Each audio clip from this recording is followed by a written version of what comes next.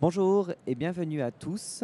Nous sommes ravis de vous accueillir pour cette masterclass intitulée «L'international, franchir les frontières grâce au digital et à l'intelligence artificielle». C'est une masterclass qui est organisée par BPI France Université. Au sein de BPI France Université, on a pour mission, on va dire, d'accompagner la montée en compétences des dirigeants d'entreprise grâce à des formations en présentiel et en digital destiné à des patrons et des dirigeants de PE, PME et ETI sur toutes thématiques, que ce soit des thématiques managériales, mais également des thématiques de développement.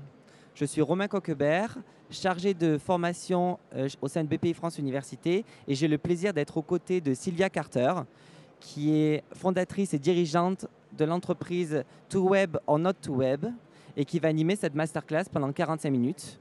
Je vous invite à poser vos questions sur le chat auquel vous avez accès en ligne. Au moins, on y répondra à la fin de la présentation. Voilà, je vous souhaite une bonne présentation. Merci Romain et bienvenue à cette masterclass. Je vais commencer tout de suite parce qu'on n'a pas beaucoup de temps ensemble et on va aborder deux thématiques qui sont assez vastes. Donc, je vais me présenter un petit peu en quelques mots. Sylvia Carter, donc fondatrice et présidente de To Web or Not To Web, une société qui est spécialisée dans le e-export sur 3 volets. On intervient sur la vente en ligne cross-border, que ce soit avec des sites e-commerce multilingues ou de marketplace à l'international. On s'occupe de tout ce qui est marketing digital multilingue et on a développé également des services IA générative et e-export externalisés. En termes de formation, j'ai un parcours un petit peu atypique parce que je suis passée par l'executive MBA d'HEC Paris, mais également par un master en développement web, stratégie digitale, et récemment, l'année dernière, par un cours au MIT sur le développement d'applications IA. Et j'ai voilà, une expérience double dans l'export, le commerce international traditionnel et dans le digital à l'international, ce qui fait un petit peu ma différence. Ici, vous avez quelques références de clients. Et avec un petit focus quand même, j'y tiens, avec la fabrique de l'exportation. Je suis déléguée générale de ce think tank dédié au commerce international. C'est les principales think tanks en France. Et je vous invite en fait à nous suivre parce qu'on organise des webinaires, des conférences régulièrement gratuites dédiées au commerce international. Et au-delà de ça, j'aime aussi écrire et j'ai publié pas mal d'ouvrages. Il y a une petite surprise pour vous à la fin de cette masterclass sur mon dernier ouvrage qui est celui à votre droite. Et on va démarrer donc avec les deux thématiques e-export et IA générative appliquées au commerce international. E-export d'abord. Avec l'e-export, qu'est-ce que c'est? C'est l'export sur le multicanal. Multicanal, donc il y a aussi le digital. Et il faut une stratégie. Il faut une stratégie pour n'importe quel projet. Dès que vous investissez dans quelque chose, vous avez besoin d'une stratégie. Et comment est-ce qu'on met, et pourquoi, pourquoi il faut cette stratégie? Parce que dans le digital et dans le e-export, on peut avoir deux types d'approches. On peut avoir une approche passive, c'est-à-dire vous avez votre site web français. Votre site, il est accessible depuis n'importe où dans le monde entier. Et donc, vous attendez d'avoir des clients qui arrivent parce qu'ils ont trouver votre site. Donc ça peut arriver, par hasard, ça peut arriver. Mais rien n'est optimisé. L'approche active, c'est vraiment une démarche d'optimisation du site web avec des bonnes traductions, avec du référencement naturel, avec des campagnes d'acquisition, etc., etc. Et c'est ça qui va vous créer des opportunités concrètes. Ici, je vous ai mis un tableau. C'est un tableau qui fait quoi? En fait, il vous explique le résultat d'une approche passive et une approche active. Sur un exemple d'une entreprise qui veut se développer en Allemagne, une entreprise française qui veut se développer en Allemagne. Sur la colonne de gauche, vous avez le type de domaine d'un site web qu'on peut utiliser pour l'Allemagne. Et dans la colonne à droite, vous avez les résultats en termes de prospects selon l'optimisation du nom des domaines. Vous voyez, les 3 premiers sont beaucoup plus optimisé parce qu'avec un .com, ./.de ou un .de, etc., avec les trois, on peut toucher jusqu'à 92 millions de prospects. Ce sont en fait les Allemands dans le monde entier. Les Allemands dans le monde entier, ce n'est pas que l'Allemagne. C'est l'Allemagne, c'est la Suisse, c'est l'Autriche. Donc ça vous fait beaucoup, beaucoup de prospects. Les deux derniers, en revanche, c'est l'approche passive. C'est-à-dire, moi j'ai un .fr, c'est mon site français. Je vais ajouter les traductions en allemand, donc je fais un /de, mais le site il reste optimisé pour la France. Un .fr, c'est un site que pour les moteurs de recherche, il est en train de dire, moi je cherche uniquement des clients en France. Et donc le .fr/de est en train de dire aux moteurs de recherche en France, les google.fr, qu'ils ciblent les Allemands en France. Il y en a combien? Voilà. La différence en termes de chalandise, elle est énorme. Donc l'optimisation, c'est un petit peu ça. L'approche active, c'est vraiment de se donner les moyens avec un site web pour faire de l'acquisition à l'étranger. Okay? Et c'est de la vraie acquisition. Hein. C'est pas 130 000 prospects, c'est plusieurs dizaines de millions. Donc voilà, la stratégie et l'importance. Pourquoi une stratégie est importante? Mais comment développer une stratégie e-export?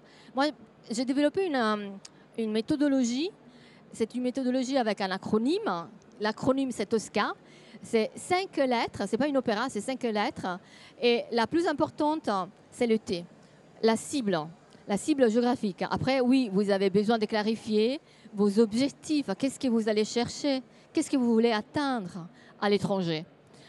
S, segment, c'est qui vos clients?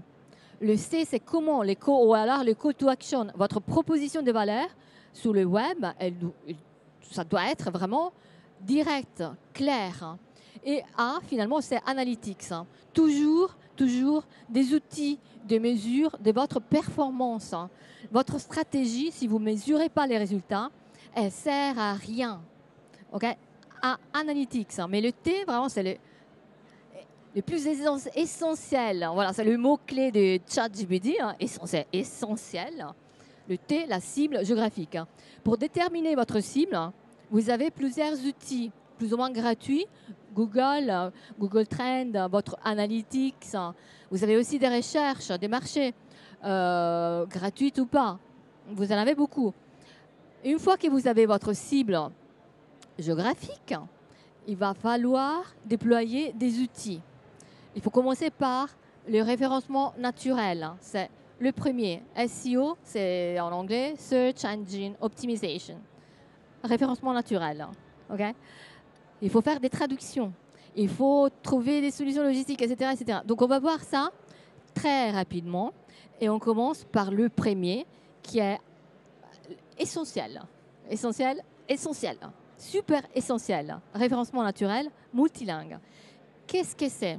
Ça veut dire concrètement que votre site il doit être adapté pour les équipements qui sont utilisés par vos prospects à l'étranger, mais également, en même temps, ils sont optimisés pour les moteurs de recherche qui sont utilisés par vos prospects à l'étranger.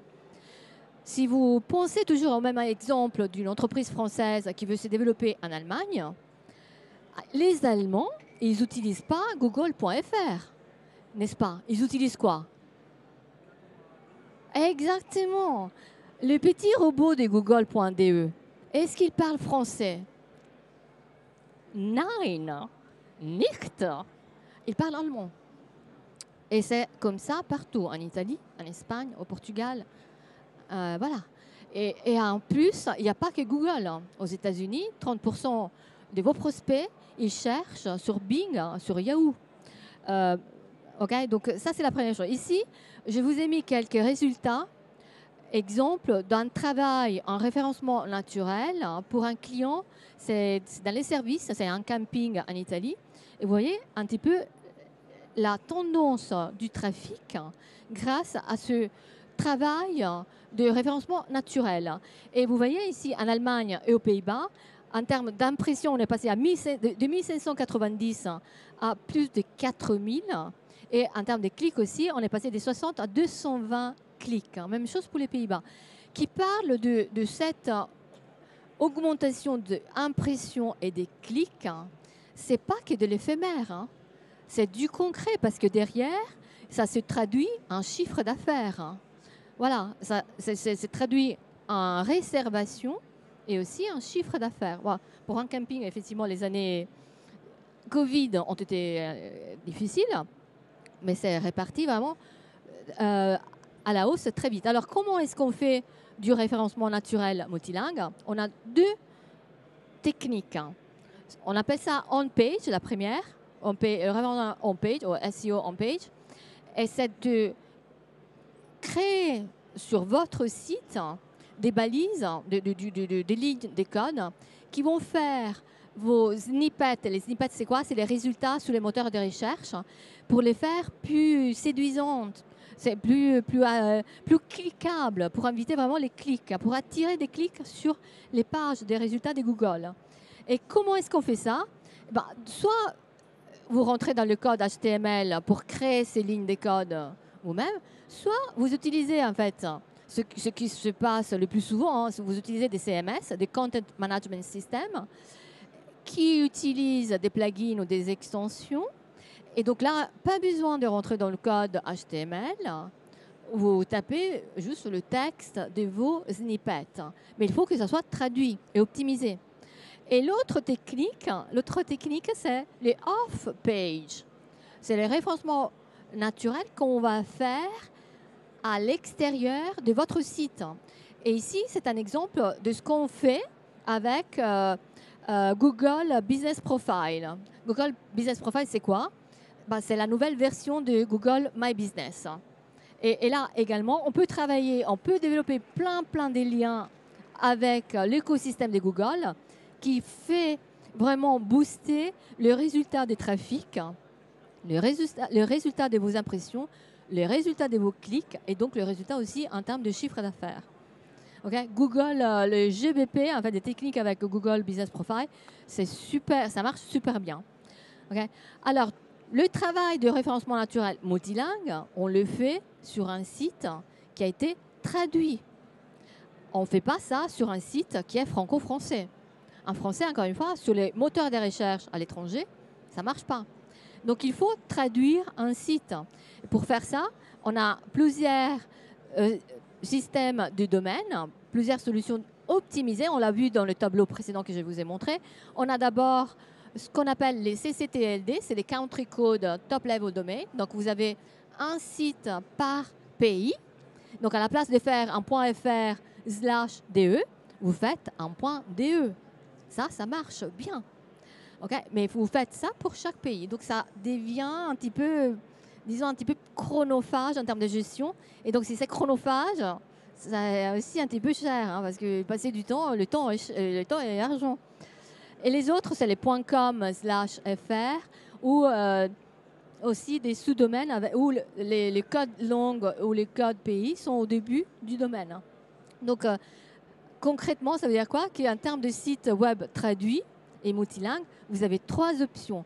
D'un côté, vous avez les sites qui sont monopays, un site par pays. Et les deux autres, le 2 et le 3e, c'est des sites qui sont multilingues et multipays. Et en gardant en tête que le .com, c'est toujours le plus optimisé en termes d'argent et en termes de temps. Parce que vous avez un seul domaine, c'est le .com. Ça peut être aussi un .info, ça peut être un .shop. Vous voyez, en fait, le point quelque chose, c'est pas rattaché à un pays ou à une langue. C'est vraiment générique. Okay? Alors ici, je vous montre un exemple de ce qu'il ne faut pas faire en termes de traduction. Vous voyez mon écran? Ce site-là, alors je vais avoir du mal, parce que c'est un site qui est dédié aux maquettes. Il est en anglais, c'est une société anglaise. Et quand vous allez dans le sélecteur de langues, Vous voyez combien de langues il a été traduit? C'est génial. Sauf que c'est pas génial du tout. Parce que, alors, on va aller en italien, parce que je suis italienne, italien. Donc, il va traduire très bien, mais sauf que quand je vais chercher le code dans les codes du site, hop, ça c'est le code HTML du site, et je vais chercher, je fais CTRL F, et je vais chercher les mots que je viens de coller en italien, ici. Vous voyez, dans le code HTML, il n'y a pas d'italien. Ça, c'est un widget Google qu'on peut intégrer dans n'importe quel site web et qui fait des traductions qu'on appelle à la volée, on the fly. Mais c'est des traductions qui sont uniquement sur votre navigateur. Ils ne sont pas sur le serveur, ils ne sont pas traduites. Et donc, les moteurs des recherches, ils ne les voient pas. Ils voient que du code en anglais, du texte en anglais. Et donc, si vous ciblez l'Allemagne, toujours dans le même exemple de développement en Allemagne, ça ne va pas marcher. Donc, le petit widget, comme ça, il est archi facile à installer, archi facile à intégrer, archi économique, parce que ça ne coûte rien et est gratuit. Mais pour le référencement naturel multilingue, ça ne sert à rien. Au pire, même pire, en fait, il peut perturber le travail que vous avez fait en France pour votre référencement naturel.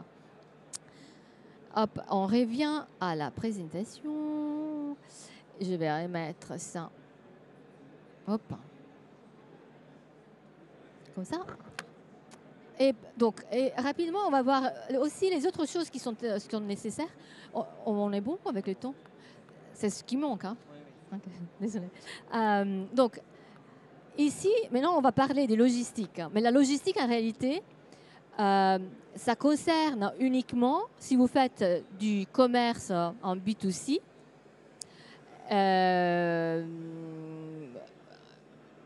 et du commerce des biens. Okay? Alors que les deux premiers points, le référencement naturel et les traductions, ça concerne tout le monde. Que vous faites du B2C, que vous faites du B2B, que vous faites du service ou que vous faites du commerce des biens, vous avez toujours besoin de faire du référencement naturel multilingue et des traductions. Pour la logistique, si vous faites des services, bah, ça ne vous concerne pas. Et la logistique aussi, si vous faites du B2B, vous pouvez quand même la gérer avec votre propre logistique centralisée. Quand vous faites du B2C à l'étranger, il faut chercher des solutions adaptées parce que vos consommateurs, vos clients finaux, ils ont des attentes.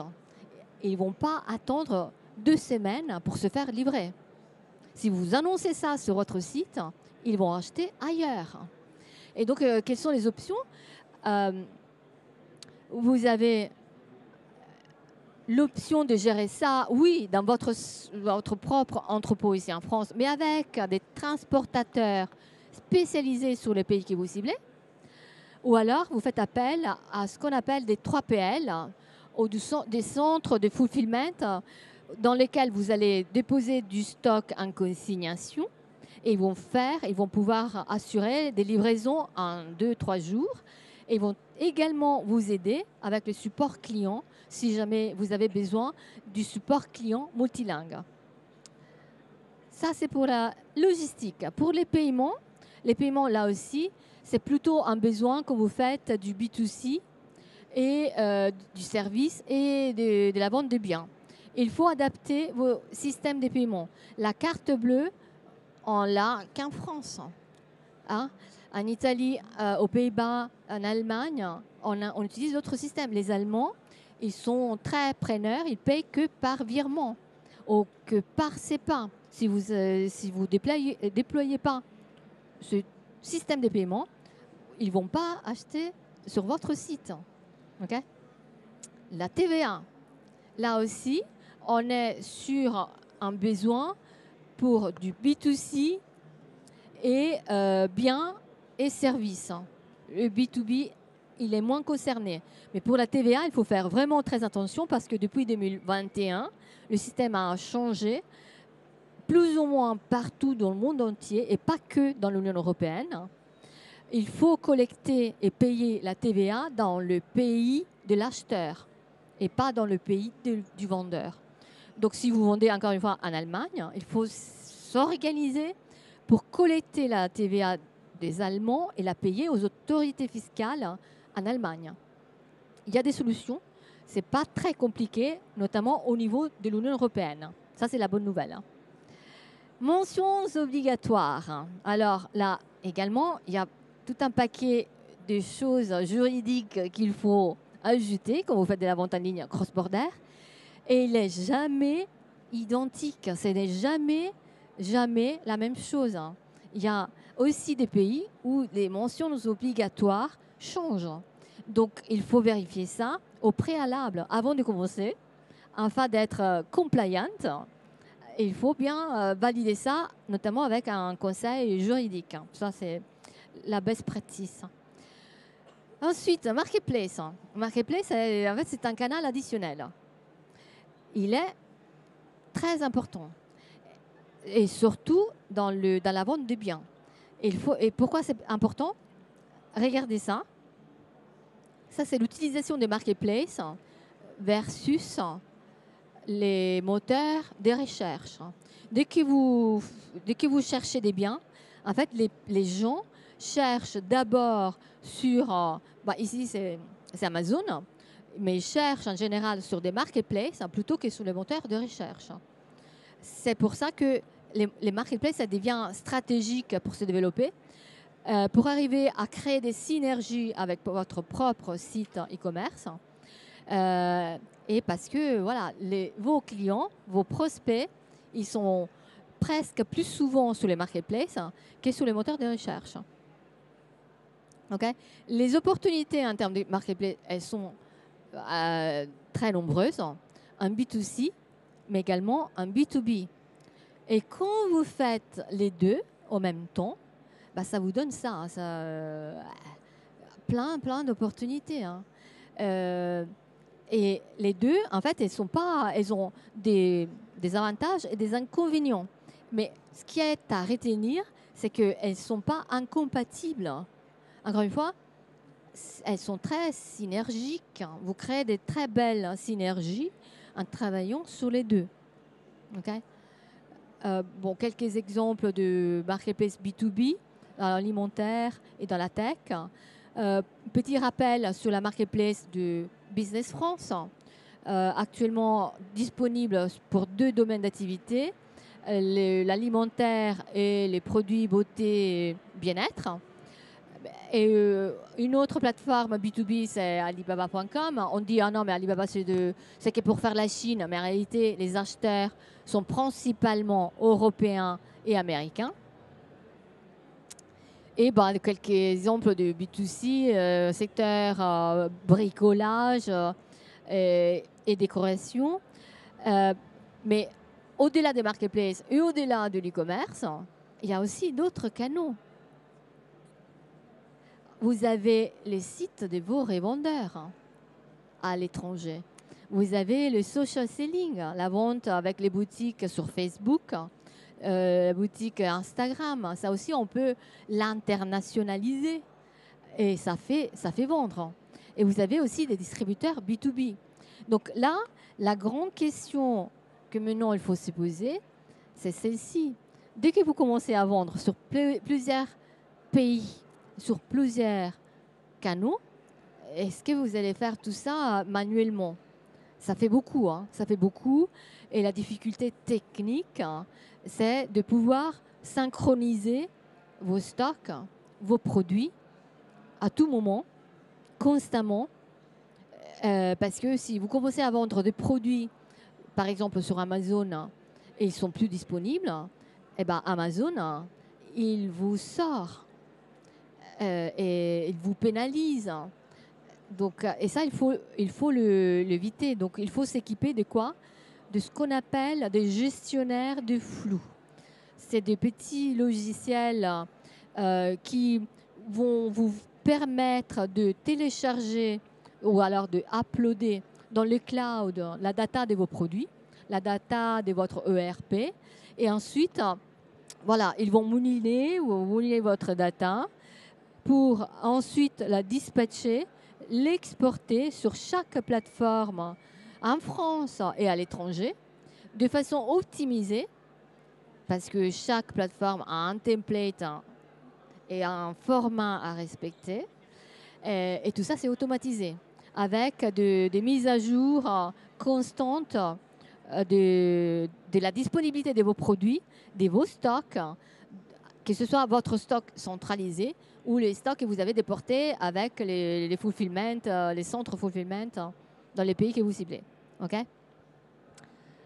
Donc voilà, la stratégie e-export. Maintenant, une petite parenthèse sur combien ça coûte. Opa. Combien ça coûte? Et j'en parle parce que souvent mes clients, ils me disent Cilia, t'es sympa, mais le e-commerce, cross-border, le e-export, attends, ça coûte une fortune. Arrête, là, j'en peux plus, ça coûte une bande. Et moi, je dis, mais attends, mais toi, tu veux faire les sports. Quand tu passes par un distributeur, un importateur, il va te prendre 20 à 30% de ta marge. Le distributeur, ensuite, il a besoin de donner une marge à ses revendeurs. Donc, il a besoin quand même de prendre un 10-15% supplémentaire. Donc, facilement, l'export traditionnel, il coûte vachement cher.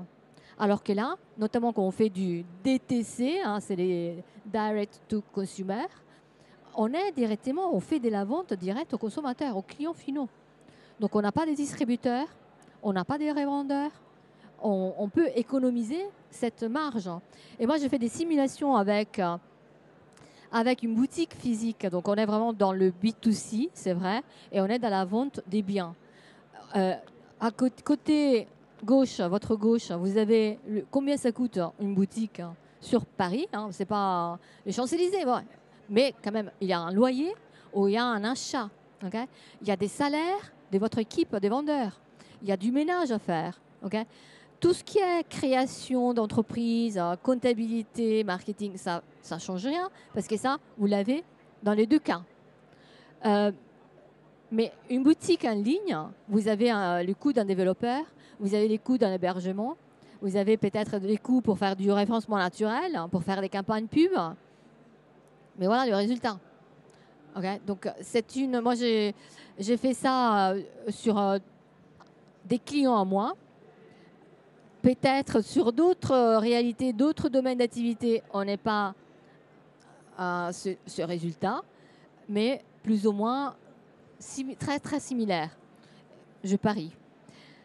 D'accord? Alors, on change et on va passer à la deuxième thématique. L'IA appliquée au commerce international.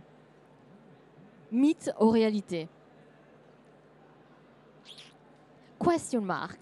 Alors d'abord, expliquons la différence entre IA et IA générative. C'est pas la même chose. Alors l'IA, c'est quoi? C'est ce gros rond bleu foncé. D'accord?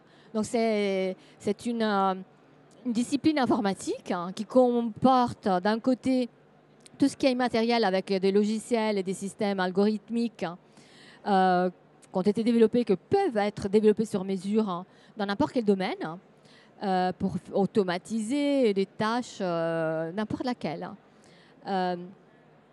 Donc il y a une partie immatérielle et il y a également une partie matérielle avec des petits robots, avec des voitures autonomes. Okay. Donc c'est la combinaison de tout ça qui crée ce grand rond bleu foncé qui concerne vraiment un champ d'application très très vaste. Ensuite, une partie de ce champ d'application, c'est les machine learning. Donc c'est des modèles qui font de l'auto-apprentissage avec beaucoup de data, beaucoup de data.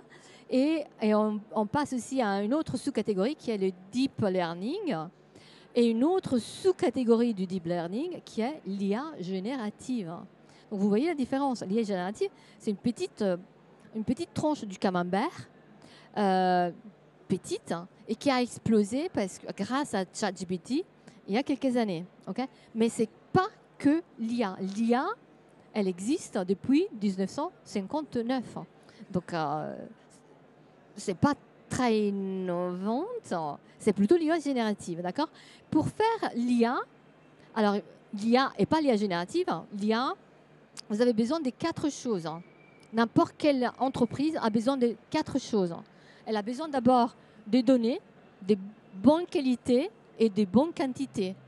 Sans ça, ça ne sert à rien. Donc, on a vraiment besoin de beaucoup de data et de bonne qualité. Ensuite, on a besoin des algorithmes. Soit on prend des algorithmes déjà existants, soit il va falloir développer un système algorithmique spécifique. Okay. On a besoin également d'une infrastructure pour gérer des milliards et milliards de data et de systèmes algorithmiques. Vous n'allez pas faire ça ici, sur votre petit PC portable. Il vous faut des data centers. Il vous faut des systèmes dans le cloud pour gérer ça. Voilà. Depuis les data centers, peut-être en Californie, peut-être en Allemagne, peut-être en France, et votre bureau. Okay. Et quatrième chose, il vous faut aussi des compétences en interne ou en externe. Mais il faut des compétences parce qu'une fois que vous avez votre data, une fois que vous avez votre système, une fois que vous avez votre infrastructure, il faut la gérer en continu. Il faut la maintenir. Donc sans ça, l'IA, vous ne l'aurez pas. Vous ne l'aurez pas. Vous aurez quand même les applications d'IA génératives. Ça, oui, ça existe déjà. Et depuis, merci ChatGPT, c'est accessible à tout le monde. Et là, je vous fais quelques exemples d'applications dans le contexte du commerce international. On est toujours bon avec le temps. Ouais, d'accord. Donc, le premier exemple, c'est ce qu'il ne faut pas faire. L'utilisation de ChatGPT ou d'autres applications d'IA génératives pour obtenir des réponses précises. Ici, dans le prompt, on a demandé à ChatGPT de nous trouver le meilleur prix pour entrer en Italie avec une entreprise. D'accord ? On a demandé. Premier résultat, il nous dit entre 1 euro et 1,20 €. On répète le même prompt à l'identique, on ne change aucun mot et il nous donne un résultat totalement différent. Donc, dès que vous utilisez l'IA générative pour avoir des réponses précises, elles ne sont pas précises. D'accord ? L'IA générative, le mot le dit, elle est là, elle est efficace pour générer du contenu. Si vous cherchez des réponses précises et il ne connaît pas, il va vous donner des réponses parce que c'est son métier, c'est son objectif de vous donner des réponses. Mais si c'est précis ou pas, il ne vous le dit pas. Okay. Donc ça, c'est la manière inefficace d'utiliser l'IA générative dans un contexte international ou national, peu importe, c'est inefficace. Et la manière efficace, au contraire, c'est d'utiliser ces applications pour générer du contenu efficace à l'international, dans des contextes multiculturels. Parce que quand vous faites de l'export, vous êtes confronté au quotidien avec des situations multiculturelles. Vous parlez en allemand si vous voulez vous développer en Allemagne. Et donc, il vous faut bien gérer l'allemand, même si vous ne parlez pas allemand. Alors, non, c'est pas ça. C'est ici.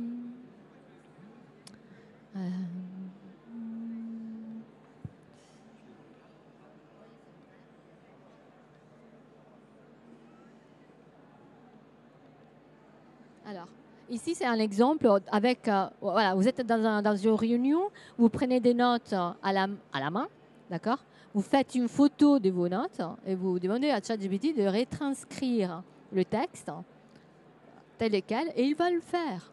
C'est super, super pratique. Une fois que vous avez le texte retranscrit, il est éditable.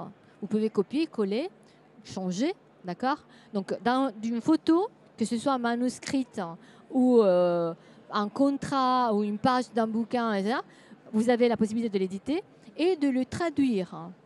Nous, on a testé avec, je suis toujours italienne, donc on a essayé en italien et ça marche très, très bien. Okay.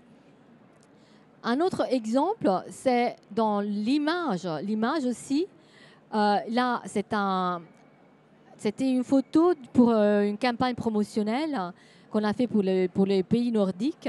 Et on a dit, bah, contextualise cette image pour le marché tunisien. Et donc, on a utilisé là une application qui s'appelle Leonardo. Il y en a plein d'autres, hein, mais Leonardo, ça marche plutôt bien. Donc, il va mouliner, il mouline, il mouline. Et il nous sort plusieurs options. Et vous voyez, en fait, les résultats. Tout le reste, il ne change pas. Les vêtements, c'est toujours pareil. Et il change, il change la personne. Vous voyez? Donc, en termes d'image, c'est super efficace. Et la dernière, la dernière vidéo que je vais vous montrer, c'est avec l'audio de la régie, si vous pouvez mettre l'audio. Bonjour à toutes et à C'était tous. un BPI webinaire France que je fais avec Université vous BPI souhaite la France en bienvenue dans ce janvier. webinaire de C'est la l'Académie vidéo, de ça la l'export voix, vous entendez dédié la à voix. l'e-export. C'était la Et vous êtes modératrice déjà qui nombreux à parle en nous avoir français rejoints. Merci to e-export. et qui va Many of parler you have en already américain. joined us, so thank you very much and let's C'est get sa voix, la started. même voix identique, We're fortunate today to welcome et qui Silvia va nous Carter. parler E également en iniziamo. italien. Oggi abbiamo la fortuna di dare il benvenuto a C'est la Silvia même Carter, voix, fondatrice e presidente di To accent Web or Not parfait. Web. E D'accord? senza ulteriori Donc tout indugi ça, le do la vous parola a avez Silvia. plein È il tuo tour. d'applications similaires, très efficaces pour vous aider dans ce contexte multiculturel. Et j'arrête là. Je peux continuer avec plein d'autres exemples, plein d'autres applications. Si vous en voulez avoir d'autres, contactez-moi. Si vous avez le QR code de mon LinkedIn, avec plaisir. Et je pense que j'ai dit tout. Je vous avais promis une petite surprise pour mon dernier ouvrage, Digital Export. La version e-book est gratuite sur Amazon. Vous avez les instructions sur mon LinkedIn. Voilà. Pour profiter, ça dure 5 jours. Merci Sylvia. En attendant les premières questions en ligne, est-ce que parmi le public, vous auriez des questions sur ce qui a été dit?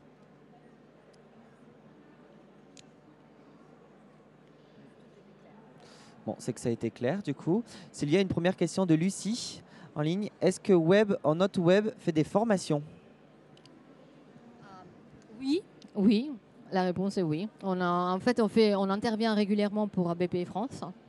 On a fait déjà des webinaires, mais on peut aussi intervenir pour faire des formations sur mesure. Voilà, donc à votre disposition. Ouais, avec plaisir.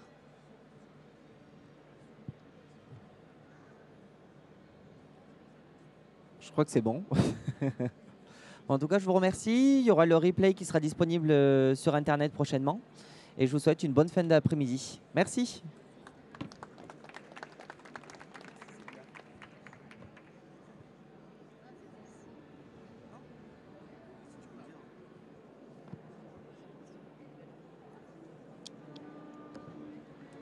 En fait, j'en profite pour une dernière chose. Je cherche des stagiaires, voilà. Donc, voilà, contactez-moi. Plutôt digital, communication, web, communication, ouais, marketing. Tata, à vous.